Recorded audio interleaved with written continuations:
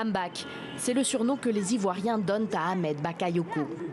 L'homme, alors ministre de la Défense, est comme chez lui ici à Abobo lorsqu'en 2018, il brigue la mairie. Le contrôle de cette commune populaire, la plus peuplée d'Abidjan, est considéré comme stratégique par le camp Ouattara en vue de la présidentielle de 2020. Et Ahmed Bakayoko l'emportera facilement. Je suis un enfant d'Abobo parce que j'ai la même histoire que les enfants d'Abobo. Je connais leur état d'esprit et je connais les défis qui leur sont propres. Donc avec eux, j'ai un combat à mener pour que nous ayons le même destin.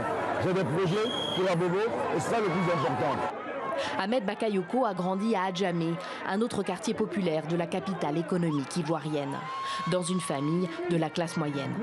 Il n'a jamais terminé ses études, s'est construit, dit-il, à l'école de la vie, et ce sera l'une de ses forces en politique.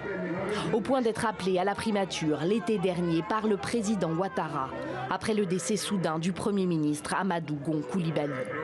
C'est lui qu'Alassane Ouattara avait désigné comme dauphin pour lui succéder sous les couleurs de son parti, le RHDP, à la tête de la Côte d'Ivoire.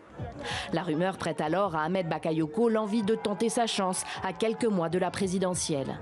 Mais lorsque le chef de l'État sortant annonce qu'il briguera un troisième mandat, Ahmed Bakayoko le soutient et se lance dans la campagne. C'est l'intérêt de la politique, de la mobilisation, des actes concrets qui parlent. Soyez sereins, soyez sereins, soyez sereins.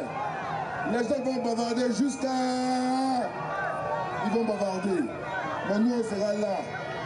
Le 31 octobre va se passer tranquille. C'est au fil des ans qu'Ahmed Bakayoko s'est imposé au sein du premier cercle d'Alassane Ouattara. Il a d'abord été proche de Dominique Ouattara, la femme du président, lors de sa première vie, celle d'homme de médias. Fondateur du journal Le Patriote, il a aussi dirigé un groupe de radio jusqu'au début des années 2000.